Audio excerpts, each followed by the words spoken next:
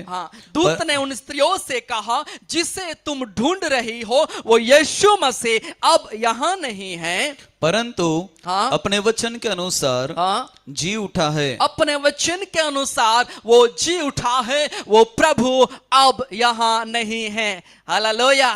क्योंकि प्रभु ने वचन दिया था, प्रभु ने बताया था, उनके मरने के बाद तीसरे दिन में उसका जी उठना आवश्यक है। हालेलुया।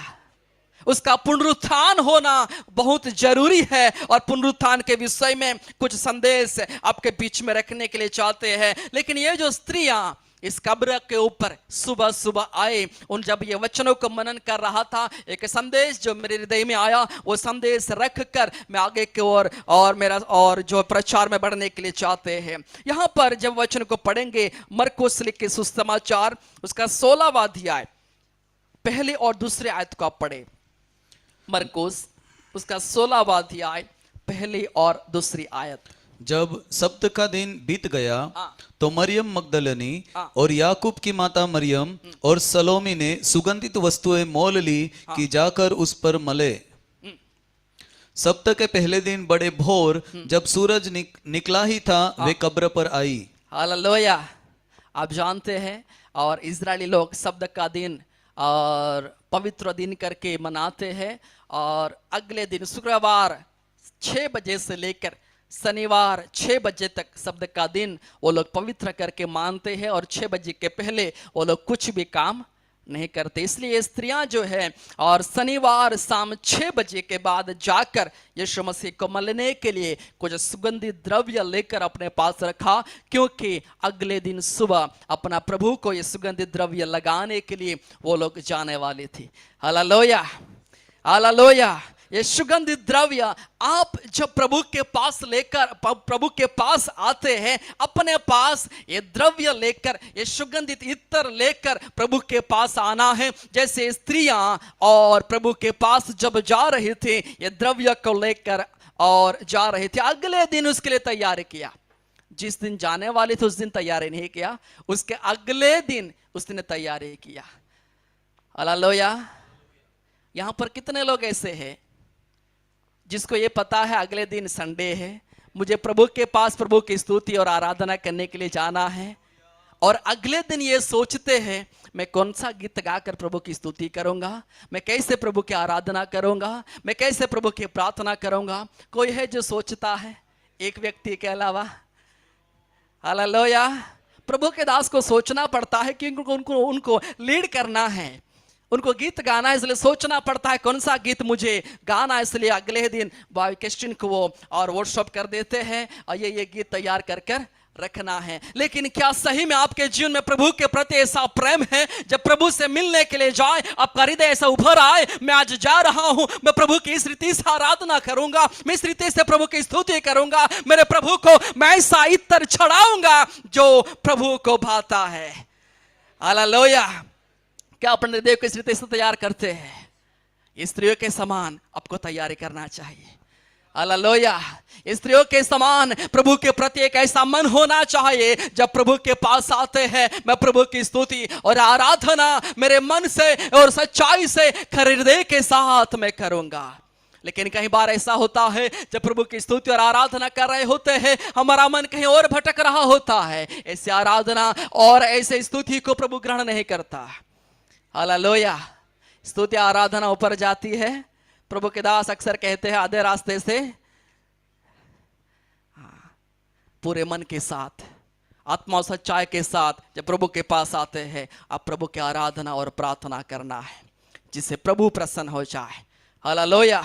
ये स्त्री अगले ही दिन में प्रभु के लिए वो तैयारी करते हुए और प्रभु के पास आती है। और थेसलोनिका पहला थेसलोनिका 5वां अध्याय 18वां आयत का कहते हम पढ़ेंगे। पहला थेसलोनिका 5वां अध्याय 18वीं आयत।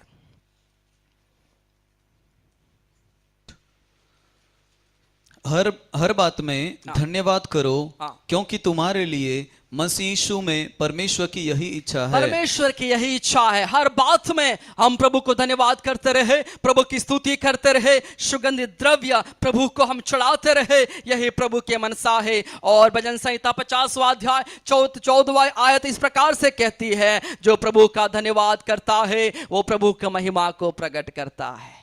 हालेलुया। इसलिए हर बात में जो है हम प्रभु को धन्यवाद करते रहना है।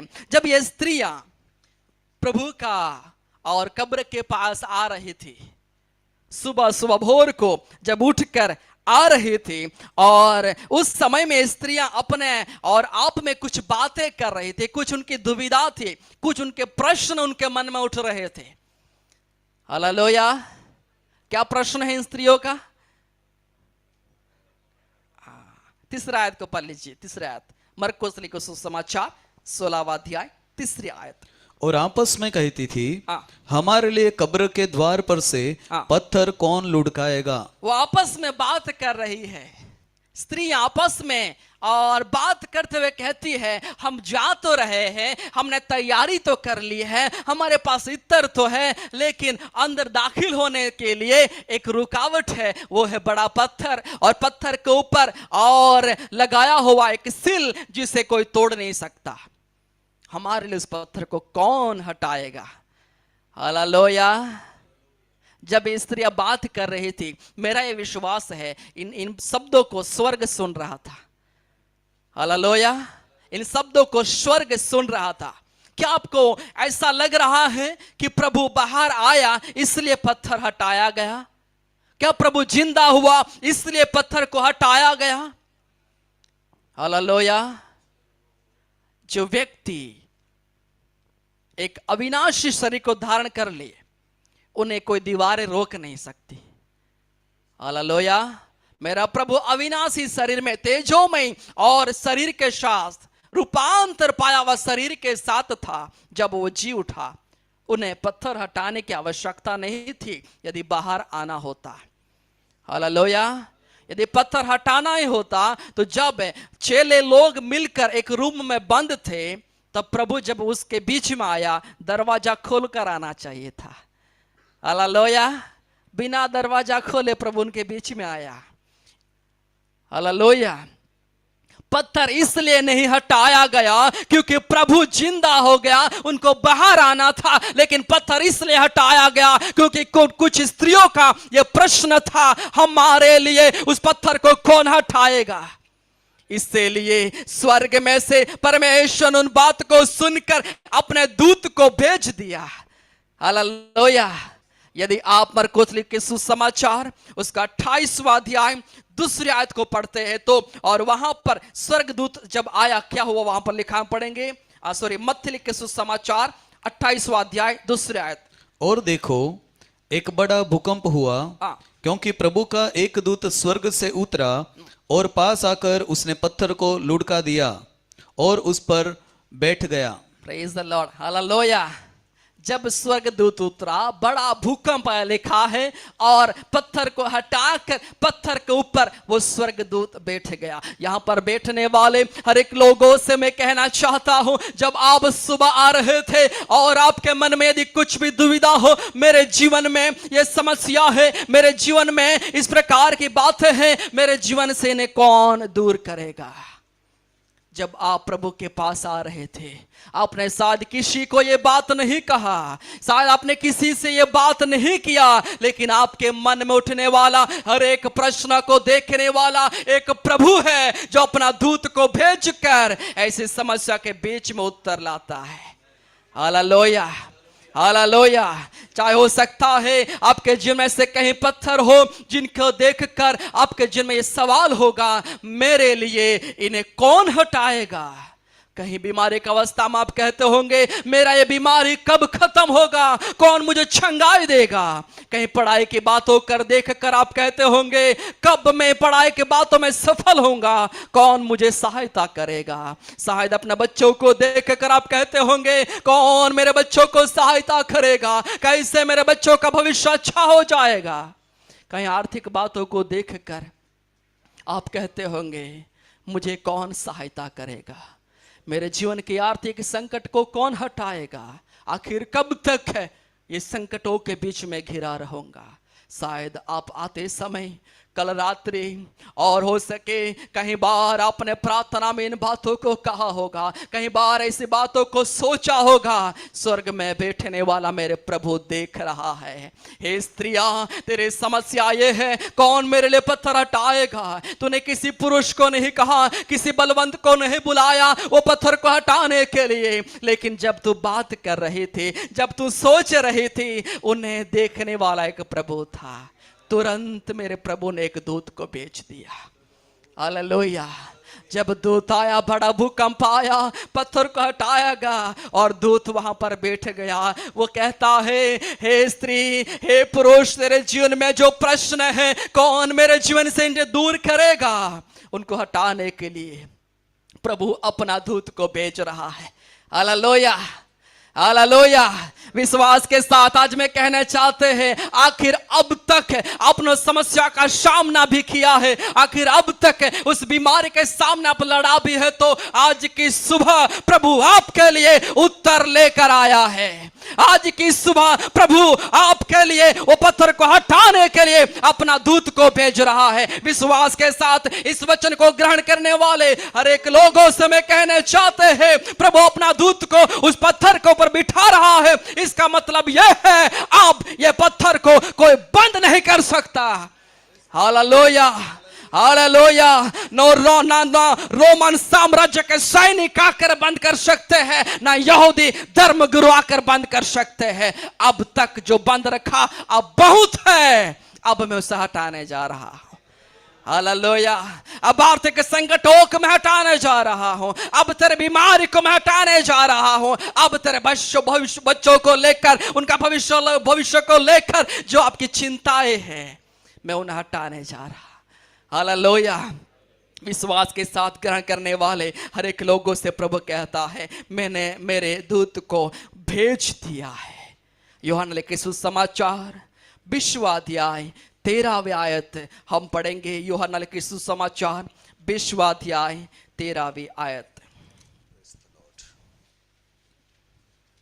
उन्होंने उनसे कहा, हाँ, हे नारी, तू क्यों रोती है? हाँ, उसने उससे कहा, वे मेरे प्रभु को उठा ले गए और मैं नहीं जानती कि उसे कहाँ रखा है। Praise the Lord. हालेलुया।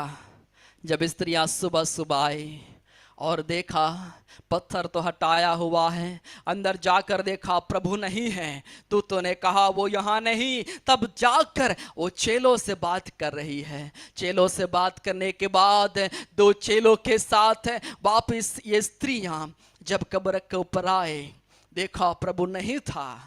पतरस और यूहन्ना अंदर जाकर देखा यीशु मसीह तो वहां पर नहीं है, और मुड़कर अपने घर की ओर चले गए। बाकी स्त्रियां भी चली गई, लेकिन एक स्त्री थी वो वापस मुड़कर नहीं गई। ये सुबह सुबह हुई घटना है। बड़ी भोर को दूसरी बार वो स्त्री कब्र पर आई है। हालेलुया। चेले चले गए, स्त्रियां भी चली गई। एक स्त्री बार बार अंदर की ओर देख रही है और रो रही है। उस समय में दूत आकर उनसे कहता है, तू क्यों रो रही है? Hallelujah, hallelujah. वो स्त्री ने जब दूत से बात किया, वो बात मेरा प्रभु स्वर्ग में पिता के पास जा ही रहा था, उसने सुना। आधे रास्ते से पिता के पास पहुंचने से पहले ही वापस मुड़कर ये स्त्री के पास, मरियम के पास मेरा प्रभु आया। Hallelujah, hallelujah. इस स्त्री की एक ही एक मंशा थी, आज मेरा प्रभु को मुझे लेकर जाना है। जब ये प्रभु उनसे आकर बात कर रहा है, ये स्त्री कह रही है, तूने मेरे प्रभु को कहाँ रखा, मुझे बता दे, मैं उनको लेकर जाऊंगी। कैसे उठाकर लेकर जाएंगी वो उनके लिए विषय नहीं है, इतना वजन कैसे उठाएगी वो उनके लिए विषय नहीं है। एक ही एक मंशा है, आज मैं आई है तो मेरे प्रभु को मैं यहां से लेकर जाऊंगी। हालेलुया। कितने लोग प्रभु के पास आते हैं ये विश्वास के साथ, आज मैं संडे प्रभु की आराधना करने के लिए जा रहा है तो मैं प्रभु को लेकर जाऊंगा, प्रभु का और अभिषेक को सामर्थ से भरकर जाऊंगा, प्रभु को उठा कर जाऊंगा। और इस आशा के साथ आने वाले हर एक लोगों के लिए मैं कहने चाहते हूँ, जो स्त्री के लिए प्रभु आधे रास्ते से मुड़कारा सकता है, यदि वो प्रभु यहाँ पर ही है तो मैं कहूँ क्यों ना वो आपके साथ हाथ आपके घर तक, आपके जीवन का हर एक सफर में आपके संग संग जाएगा। Hallelujah, hallelujah. स्त्री कहता है मेरे प्रभु को मैं उठा कर लेकर जाऊंगा। 20वां अध्याय 15वें आयत को पढ़ ले, उसके बाद और मैं विषय में आने चाहते हैं। 20वां अध्याय 15वें आयत। यीशु ने उससे कहा, हे नारी, तू क्यों रोती है, किसको ढूंढती है? प्रभु यीशु मसीह कहता है क्यों तू रोती है, किसको ढूंढती है? तब नारी कहता है मेरा प्रभु जिसे तूने कहाँ रखा मुझे बता दे, मैं उसको उठा कर लेकर जाऊंगी। और उनका शब्द को सुनकर और मेरा प्रभु उनके सामने प्रकट होता है। आज की सुबह आप यहां से प्रभु के पास आया है, अपना छुटकारा ही नहीं, प्रभु को अपने संग लेकर जाना है। Hallelujah, hallelujah. ईश्वर का इस संदेश में और पहली बात जो आपके बीच में रखने के लिए चाहते हैं, अभी हम प्रचार में जा रहे हैं। हालेलुया, अभी हम प्रचार शुरुआत कर रहे हैं। समय समाप्त हो रहा है और थोड़ा समय आप बैठना है, जरूर हम समय पर पूरा भी करेंगे। और पहला विषय ये है पुनरुत्थान के विषय में, और पुनरुत्थान की सच्चाई क्या है हम पढ़ेंगे फिर से एक बार। 28वां अध्याय 6 आयत, मत्ती लिखे सुसमाचार 28 का 6। वह यहाँ नहीं है, परंतु अपने वचन के अनुसार जी उठा है। आओ यह स्थान देखो जहाँ प्रभु पड़ा था। पहला विषय पुनरुत्थान की सच्चाई यह है कि आज भी कब्र खाली है, यीशु मसीह कब्र में नहीं है। हालेलुया। आज संसार में बहुत सारे लोग हैं उस कब्र को देखने के लिए जा रहा है, और वहां पर लिखा है प्रभु यहाँ पर नहीं है, वो जीवित हो गया, वो जी उठा है। प्रेरितों का काम 2 अध्याय 24वां आयत हम पढ़ेंगे।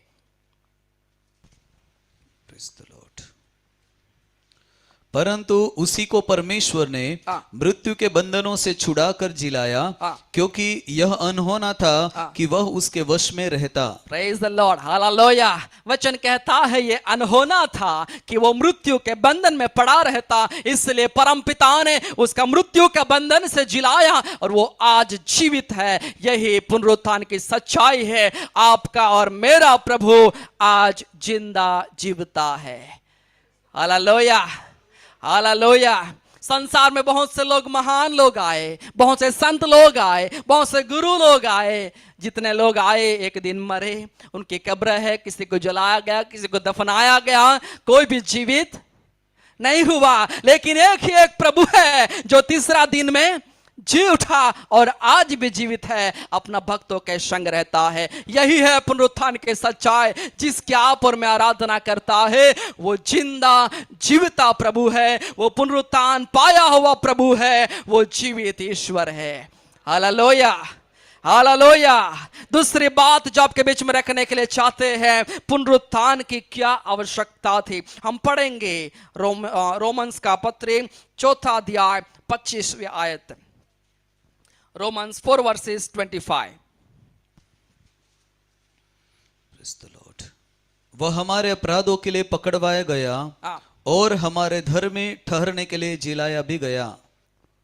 हमारा धर्म ठहराने के लिए वो जिलाया भी गया। क्या आवश्यकता है पुनरुत्थान की? क्योंकि हम पापी थे, पाप में मरे हुए अवस्था में थे, और हमारे ऊपर मृत्यु निश्चित था कि आप और मैं नरक में डाले जाए। लेकिन आपको और मुझे धर्म में ठहराने के लिए, आपको और मुझे जीवन देने के लिए, आपको और मुझे धर्म में ठहरा कर पिता के सामने उपस्थित कराने के लिए मेरा प्रभु पुनरुत्थान पाया है। हालेलुया। इसलिए आवश्यकता थी ताकि आप और मैं धर्म में ठहराए जाए। दूसरी बात है, और पहला कुरिन्थी 15वां अध्याय 17वीं आयत को हम पढ़ेंगे। 15 का 17। क्योंकि परमेश्वर ने 1 प्रेज़ द लॉर्ड, और यदि मसीह नहीं जी उठा तो तुम्हारा विश्वास व्यर्थ है और तुम अब तक अपने पापों में फंसे हो। हालेलुया। ताकि हमारा विश्वास जो मसीह के ऊपर है वे व्यर्थ ना ठहरे, इसलिए मसीह पुनरुत्थान पाना आवश्यक था। हालेलुया। हमारा विश्वास व्यर्थ ना ठहरे, हमारा विश्वास जो है व्यर्थ ना जाए, इसलिए परमेश्वर जो है पुनरुत्थान पाना आवश्यक था। और तीसरी बात है, और गलाती 3:13 में लिखा है, 13 और 14 में, गलाती 3 अध्याय 13 और 14। मसीह ने जो हमारे लिए शापित बना, हाँ। हमें मोल लेकर व्यवस्था के शाप से छुड़ाया। हाँ। क्योंकि लिखा है, जो कोई काट पर लटकाया जाता है वो शापित है। यह इसीलिए हुआ कि अब्राहम की आशीष मसीह यीशु में अन्य जातियों तक पहुंचे और हम विश्वास के द्वारा उस आत्मा को प्राप्त करें जिसकी प्रतिज्ञा हुई है। Praise the Lord, hallelujah. मसीह पुनरुत्थान पाया, क्यों?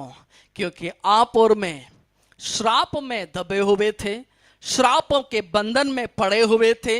आपकर मुझे श्राप का बंधन से छुड़ाना आवश्यक था, और इसीलिए मसीह को और क्रूस के ऊपर अपना जीवन, अपना जान को देना और तीसरा दिन जी उठना आवश्यक था, ताकि आप और मैं श्राप के बंधन से मुक्त हो जाए, पाप के बंधन से मुक्त हो जाए और मसीह के संगी वारिस हो जाए। Hallelujah, hallelujah. श्राप मनुष्य को गुलाम बना देता है, श्राप मनुष्य को और भारी कष्ट में डाल देता है। आप जानते हैं पहला श्राप कहां पर? अदन का बगीचा से शुरुआत हो गया। हालेलुया। श्राप के कारण एक स्त्री का जीवन में कष्ट आया, श्राप के कारण एक पुरुष का जीवन में श्रम, परेशानी और परिश्रम आया। श्राप के कारण भूमि ने अपना उपज को देना बंद कर दिया। ऐसे श्राप से छुड़ाने के लिए, ऐसे बीमारियों से छुड़ाने के लिए, ऐसा कष्ट से छुड़ाने के लिए मसीह का आना आवश्यक था और पुनरुत्थान पाना भी आवश्यक था। हालेलुया। ताकि आपके और मेरे जीवन के ऊपर जो श्राप था वो श्रापों को वो मिटा सके। हालेलुया। तीसरी बात है पुनरुत्थान का सामर्थ्य के बारे में, और 2 आयत को देखकर हम आगे बढ़ने के लिए चाहते हैं। फिलिपी 3 अध्याय 10वीं आयत को हम पढ़ेंगे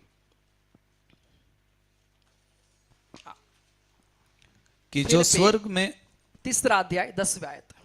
हाँ। okay. ताकि मैं उसको और उसके मृत्युंजय की सामर्थ को और उसके साथ दुखों में सहभागी होने के मर्म को जानूं और उसकी मृत्यु की समानता को प्राप्त करूं। Praise the Lord, hallelujah. पुनरुत्थान का सामर्थ्य को पौलुस कहता है मैं जान लूं। उसका आगे का आयत में यदि पढ़े, वहां पर लिखा है पिता ने उनको मृत्यु में से जिलाया हुआ, वो पुनरुत्थान का सामर्थ्य को मैं जान लूं। Hallelujah, hallelujah. हमने देखा पुनरुत्थान की सच्चाई, पुनरुत्थान की आवश्यकता क्या थी और पुनरुत्थान का सामर्थ्य क्या है। पुनरुत्थान का सामर्थ्य यह है प्रियो, जो मसीह को मरी हुई अवस्था में से जिलाकर पिता के पास लेकर गया, वही पुनरुत्थान का सामर्थ्य एक दिन आपको और मुझे मरी हुई अवस्था में से जिलाकर पिता के पास हाजिर करेगा। हालेलुया। पौलुस कहता है उस सामर्थ्य को मैं जान लूं जिसने मसीह को मरे हुए अवस्था में से जिलाया है। पौलुस की अभिलाषा है उस सामर्थ्य को मैं जानना है। हालेलुया। एक दिन वही सामर्थ्य आपको और मुझे मरे हुए अवस्था में से जिलाने वाला है। एफएससी 1 अध्याय 19 और 20वीं आयत को हम पढ़ेंगे। एफएससी 1 अध्याय 19 और 20वीं आयत। और उसकी सामर्थ हम में जो विश्वास करते हैं कितनी महान है, उसकी शक्ति के प्रभाव में उस कार्य के अनुसार जो उसने मसीह में किया कि उसको मरे हुओं में से जिलाकर स्वर्गीय स्थानों में अपने दाहिनी ओर। Praise the Lord, hallelujah. पौलुस कहता है वो कितना महान है जिसने मसीह को और मरी हुई अवस्था में से जिलाकर पिता के दाहिने ओर स्वर्ग में बिठाया है। उस सामर्थ्य को, मृत्युंजय की सामर्थ्य को, पुनरुत्थान की सामर्थ्य को मैं जानना है। पौलुस की अभिलाषा यही है। Hallelujah, hallelujah. पुनरुत्थान हमें क्या देता है? हालेलुया। हमने देखा पुनरुत्थान की सच्चाई क्या है, पुनरुत्थान की आवश्यकता क्या है, पुनरुत्थान का सामर्थ्य क्या है, पुनरुत्थान जो है हमें क्या देता है। लिखने वाले जल्दी लिखना है और जल्दी हम प्रचार में बनने के लिए चाहते हैं। पहला पत्रस पहला अध्याय 3 आयत को हम पढ़ेंगे और विवरण के साथ बताने के लिए हमारे पास समय बहुत कम है, नहीं तो हम अच्छे से विवरण के साथ आपको और बता सकते थे। पहला पत्रस पहला अध्याय 3 आयत। हमारे प्रभु यीशु मसीह के परमेश्वर हाँ और पिता का धन्यवाद हो, हाँ जिसने यीशु मसीह के मरे हुए में से जी उठने के द्वारा हाँ। अपनी बड़ी दया से हमें जीवित आशा के लिए जीवित आशा, हाँ, नया जन्म दिया। नया जन्म दिया है। हालेलुया। प्रभु के जी उठने के द्वारा परमेश्वर ने उस पुनरुत्थान के द्वारा हमें जीवन की नई आशा और नया जीवन हमें दिया है। पहली बात, पुनरुत्थान हमें क्या देता है? तो हमें जीवित आशा और नया जीवन देता है। हालेलुया। दूसरी बात हम पढ़ेंगे पहला कुरिन्थी 5वां अध्याय 17वीं आयत में। दूसरा कुरिन्थी 5वां अध्याय 17वीं आयत। Praise the Lord. इसलिए यदि कोई मसीह में है हाँ। तो वह नई सृष्टि है, हाँ। पुरानी बातें बीत गई, देखो सब बातें नई हो गई सब है। बातें नई हो गई। पुनरुत्थान हमें नई पहचान देता है। अब तक हमारी पहचान कुछ और थे, लेकिन अब मसीह में हम नई सृष्टि है, क्योंकि पुनरुत्थान के द्वारा हमें एक नया जीवन मिला है, हमें एक नई पहचान मिली है। पुनरुत्थान एक नई आशा आपको देता है, जीवित आशा आपको देता है। दूसरी बात, पुनरुत्थान आपको नई पहचान देता है। हालेलुया। तीसरी बात हम पढ़ेंगे रोमी 6 अध्याय 14वीं आयत में। रोमी 6 अध्याय 14वीं आयत। तब तुम हाँ, तब 6 का तुम 14। हाँ, तब तुम पर पाप की प्रभुता न होगी, हाँ। क्योंकि तुम व्यवस्था के अधीन नहीं, हाँ। वरन अनुग्रह के अधीन हो। पुनरुत्थान हमें पाप पर विजय देता है। हालेलुया। अब पाप की प्रभुता तुम पर नहीं होगी। प्रभु का वचन कहता है पुनरुत्थान जो है हमें प्रभु में नया और जीवन, नई पहचान और लिखा है पाप पर हमें विजय देता है। चौथी बात जो लिखा है यूहन्ना लिखे सुसमाचार 3 अध्याय 16वीं आयत। कोई बिना बताए पढ़ सकता है?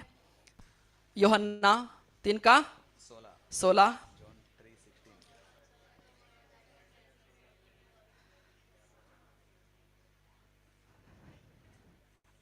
हालेलुया। एक बार जोर से पढ़ लीजिए उस वचन को। क्योंकि परमेश्वर ने जगत से ऐसा प्रेम रखा हाँ। कि उसने अपना इकलौता पुत्र दे दिया, हाँ। ताकि जो कोई उस पर विश्वास करे वो नाश न हो, परंतु अनंत जीवन। पुनरुत्थान हमें अनंत काल के जीवन प्रदान करता है। हालेलुया। पुनरुत्थान में देने वाली 4 बातें कौन सी है? एक तो जीवित आशा, जीवन की आशा, वो नया जीवन में देता है, नई पहचान हमें देता है, पाप पर विजय देता है और अनंत जीवन हमें प्रदान करता है। हालेलुया। पुनरुत्थान पाए हुए सारे लोग बोलना हालेलुया, हालेलुया। प्रभु ने आपको एक धन्य आशा दिया है और मेरे साथ आप अंगीकार करते हुए प्रभु का महिमा किया है। अब पुनरुत्थान पाया हुआ लोग कैसे जीना है, एक ही आयत पढ़कर मैं समाप्त करने के लिए चाहते हैं। पहला कोलोसी का 3 अध्याय पहले आयत। कोलोसी 3 अध्याय पहली आयत। अतः हाँ। जब तुम मसीह के साथ जिलाए गए तो स्वर्गीय वस्तु की खोज में रहो। अतः तुम मसीह के साथ जिलाए गए। मसीह जो मरे हुए में से जी उठा और आप भी जिलाए गए, आप भी पुनरुत्थान पाए हुए लोग हैं। तो कैसे जीना है? आगे पढ़िए। तो स्वर्गीय वस्तुओं की खोज में रहो। स्वर्गीय वस्तुओं की खोज में रहो, जहां मसीह विद्यमान है। हाँ। और परमेश्वर के दाहिनी ओर बैठा है। हाँ, आगे। पृथ्वी पर की नहीं, पृथ्वी पर की नहीं, परंतु स्वर्गीय वस्तुओं पर ध्यान लगाओ। हाँ।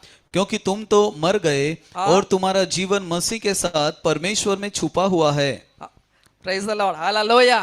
वचन कहता है अब तुम तो मर चुके हो, क्योंकि मसीह के साथ आप मारे गए, गाड़े गए, आप पुनरुत्थान पाए हुए लोग हैं। इसलिए आप स्वर्गीय वस्तुओं की खोज में रहो, ना कि पृथ्वी की बातों के खोजी बनो। Hallelujah, hallelujah. लेकिन हम तो आज बैंक बैलेंस बढ़ाने में लगे हुए हैं, प्रॉपर्टी खरीदने में लगे हुए हैं, अच्छे अच्छे और चीजें खरीदने में लगे हुए हैं। ये सब अच्छा है, भला है, प्रभु ने आपको दिया है, ये भी आवश्यक है। लेकिन प्रभु कहता है आपका जीवन की प्राथमिकता ये होना, आपका ध्यान स्वर्ग की ओर होना है। हालेलुया। स्वर्गीय बातों का खोजी बनना, स्वर्गीय बातों को ढूंढना है। वचन में लिखा है, यदि आप और आमोस का पुस्तक उसका 5वां अध्याय और 4थी आयत को पढ़ता है। आमोस 5:4।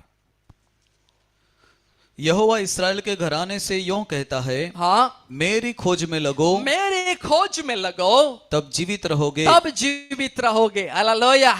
यदि पृथ्वी के बातों का ही सिर्फ खोजी बने रहेंगे तो एक दिन आपका मृत्यु आवश्यक है, मृत्यु से भी मृत्यु में आप चले जाएंगे। लेकिन जो परमेश्वर के खोजी रहते हैं, वचन कहता है वो जीवन पाते हैं, वो जीवन में प्रवेश करते हैं। इसलिए इन दिनों में पुनरुत्थान पाए हुए सारे लोगों से मैं कहना चाहते हैं, आप स्वर्ग बातों की ओर अपना ध्यान लगाए, स्वर्ग बातों के खोजी बने, ना कि पृथ्वी की बातों की, ताकि आप और मैं जीवन पाए। Hallelujah, hallelujah. पुनरुत्थान की सच्चाई ये है, मेरा प्रभु अब कब्र में नहीं है। पुनरुत्थान की आवश्यकता क्या है? ताकि आप और मैं जो है पापमय जीवन से और छुड़ाए जाए, जीवन में प्रवेश करे, श्राप के बंधनों से छुटकारा पाए और प्रभु के संगी वारिस बन जाए। पुनरुत्थान हमें क्या देता है? पुनरुत्थान हमें नई पहचान देता, नई आशा देता है। पुनरुत्थान हमें पाप पर विजय देता है। पुनरुत्थान हमें अनंत जीवन प्रदान करता है। और पुनरुत्थान पाए हुए लोग कैसे जीना? अपना ध्यान स्वर्ग